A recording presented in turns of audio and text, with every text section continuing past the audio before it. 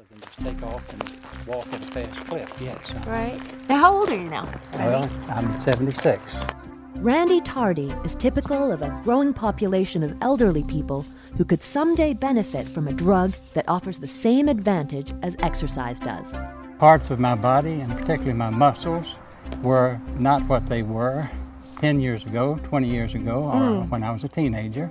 And I realized that all of a sudden I couldn't do some things as easily as I could when I was much younger. A lot of people, even when they're young, don't exercise, and it's even harder as you get older to develop that habit. Even elderly people who do exercise are vulnerable to muscle loss. In some older people, there are bouts of illness or depression that cause almost a catastrophic decrease in muscle function, such as hospitalization. And so oftentimes we see someone who is fully functional go into a hospital, and 5 or 6 days later they come out of the hospital hardly able to walk. And this tells us what her lean body mass is. Bill Evans' lab was the first to publish a study on the effects of enforced bed rest in older people. To take part in the experiment, you have to be at least 60 and be willing to stay in bed for 10 days straight. They do not want you sitting up. They give you 2 pillows. You can have 2 pillows, and that is it. Patricia Toy had been in bed for 9 days and had 24 hours to go when we met her. Just laying here, and you realize you're not getting up, you're not exercising, and I'm thinking, what's this going to do to me at the end of my 10 days? Am I going to will I be able to get back to the way I was at my age? What we see is that 10 days of bed rest is equivalent to about 15 years of aging. She's losing a lot of muscle.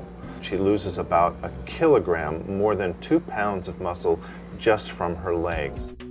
Patricia Toy was also losing something at a microscopic level inside her muscles.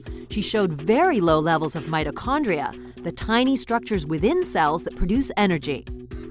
No exercise for 10 days had caused her mitochondria count to plummet. Could a drug reverse the effect?